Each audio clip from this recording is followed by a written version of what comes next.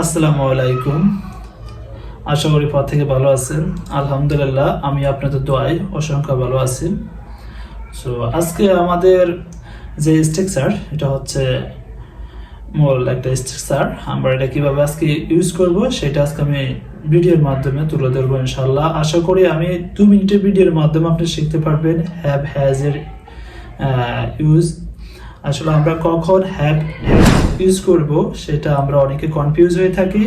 So তারা ইংলিশে দুর্বল, তাদের জন্য আমার এই ভিডিও। সো আশা করি আজকে আমার এই ভিডিও দেখে আপনি হ্যাভ হ্যাজ ইউজের সম্পর্কে আপনি জানতে পারবেন ইনশাআল্লাহ, অভিজ্ঞতা নিতে পারবেন। হ্যাভ হ্যাজ আমরা কিভাবে ইউজ করব। আসলে হ্যাভ হ্যাজ অর্থ হচ্ছে আছে। যেমন আমি বলি আমার একটি কলম আছে, আই হ্যাভ এ ফ্যান।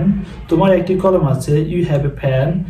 যখন থার্ড পারসন সিঙ্গুলারে বা কলিমের একটি কলম আছে, ব্যবহৃত হবে হ্যাজ। মানে থার্ড পারসন সিঙ্গুলার ক্ষেত্রে হ্যাজ ব্যবহৃত হবে, এটা আপনাকে মাথায় রাখতে হবে। আশা করি অনেকে বলে যে আমি গ্রামার পারি না, আমার গ্রামার ছাড়া কি আমি ইংলিশ শিখতে পারবো না। ইনশাল্লাহ আপনি গ্রামার বিহীন ইংলিশ শিখতে পারবেন। সো আমিও অনেক 10 বছর গ্রামার পড়েছি, কিন্তু আমি ইংলিশটা অতটুকু অ্যাচিভ করতে পারি নাই। এখন হচ্ছে আমি স্ট্রাকচারের মাধ্যমে শুধু আপনাকে মাথায় রাখতে হবে হ্যাভ হ্যাজ কোথায় ব্যবহার করতে হবে। সেটা যদি আপনি জানেন তাহলে আপনার আর সমস্যা হবে না। তো আমাদের ম্যাক্সিমাম স্টুডেন্ট প্রবলেম হচ্ছে আমরা স্ট্রাকচার বা গ্রামার আমরা পড়ে থাকি। আসলে গ্রামার নিয়ে পড়ে থাকলে আপনি কখনোই ইংলিশ বলতে পারবেন না। প্রতিনিয়ত আপনাকে প্র্যাকটিস করতে হবে যে কোনো টপিক নিয়ে। সো আজকে হচ্ছে হ্যাভ হ্যাজ। হ্যাভ অর্থ হচ্ছে আছে, আমার একটি ফ্যান আছে, I have a fan, I have a talk, I have a car. এটা হচ্ছে আমার একটি কলম আছে, আমার একটি গাড়ি আছে, এমন অর্থ আপনি ব্যবহার করবেন। সো হ্যাজ হচ্ছে আপনাকে মাথায় রাখতে হবে, এটা হচ্ছে থার্ড পারসন সিঙ্গুলার ক্ষেত্রে হ্যাজ ব্যবহৃত হয়। ঠিক আছে, যেমন আকাশ ভাই, কুদ্দুস ভাই, সে, তারা, এই ক্ষেত্রে আপনাকে হ্যাজ ইউজ করতে হবে।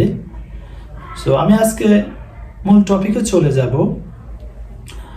Structure subject plus have has plus ভার্বের ফার্স্ট পার্টিসিপল, যে মানে কোনো কাজ করেছে অর্থে ব্যবহৃত হবে। এই মাত্র শেষ হয়েছে, এই মাত্র কোনো কাজ শেষ হয়েছে অর্থে ব্যবহৃত হবে হ্যাভ হ্যাজ।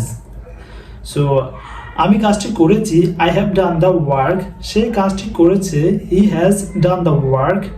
দেখেন সেই ক্ষেত্রে সে ব্যবহৃত হয়েছে থার্ড পারসন সিঙ্গুলার, সেক্ষেত্রে ব্যবহার করবেন আপনি has. He has done the work. যখন আমরা নামবোধক অর্থে ব্যবহৃত হবে হ্যাজ হ্যাভের। সো নামবোধক অর্থে হবে subject plus have not plus has not plus ভার্বের ফার্স্ট পার্টিসিপল। যখন আমি কাজটি করেছি না অর্থে ব্যবহৃত হবে I have not done the work. যখন সে ঘুমাইছিল না, হি হ্যাজ নট স্লিপ, দাবোধক অর্থে ব্যবহৃত হবে। আর হচ্ছে যখন আপনি প্রশ্ন করবেন হ্যাভ হ্যাজ দ্বারা আপনি কিভাবে কোশ্চেন করবেন, have has plus subject plus ভার্বের ফার্স্ট পার্টিসিপল। যখন বলবেন তুমি কি গিয়েছ, তুমি কি গিয়েছ, হ্যাভ ইউ গন। তুমি কি করেছ, হ্যাভ ইউ ডান। তুমি কি লিখেছ, হ্যাভ ইউ রিটেন। এমন অর্থে ব্যবহৃত হবে। যখন আমরা বলবো সে করিম কি ঘুমাইছে, হ্যাজ করিম স্লিপড। সে করিম কি পড়েছে, has Karim read the book. আশা করি যত অর্থে সাবজেক্ট আর হচ্ছে আপনাকে পারসন ধরতে হবে। First person, second person, third person ক্ষেত্রে কিভাবে ইউজ করব। ফার্স্ট পারসন হচ্ছে উই, আই, উই। আর হচ্ছে সেকেন্ড পারসনে ইউ, ইউর। আর third person he, she, they, its. এটা হচ্ছে থার্ড পারসন। এখন হচ্ছে আপনাকে চিহ্নিত করতে হবে সিঙ্গুলার আর প্লুরাল। এই যদি আপনি জানেন ইনশাল্লাহ আপনি ইংলিশের হবে গেইনার, ইংলিশে গেইনার। সো এতে আপনি হ্যাভ হ্যাজ ইউজের ক্ষেত্রে যেভাবে আমি আজকে টপিক নিয়ে আলোচনা করছি, সামনে ইনশাল্লাহ আমার আরো ভিডিও আসবে, ওইটাতে আপনি সাবজেক্ট নিয়ে আর পড়ে থাকতে হবে না। ইনশাল্লাহ আপনি অনার্গেবল আপনি ইংলিশ বলতে পারবেন ইনশাল্লাহ। আমি আশা করি, আপনি বিশ্বাস করেন, আপনাকে প্রতিনিয়ত প্র্যাকটিস করতে হবে। ইংলিশ হচ্ছে প্র্যাকটিস, সো নো প্রবলেম। আপনি যদি আজকে একটা ওয়ার্ড বলতে পারেন, ইনশাল্লাহ আগামীতে আপনি আরো বাক্য তৈরি করতে পারবেন। অতএব আপনাকে আজকে হ্যাভ হ্যাজ যদি আপনি, আমি সম্পূর্ণভাবে ভিডিওটি করেছি, অতএব আমি আশা করি আপনাদেরকে বুঝাতে পেরেছি। সো হ্যাভ হ্যাজ আপনি কিভাবে ইউজ করবেন।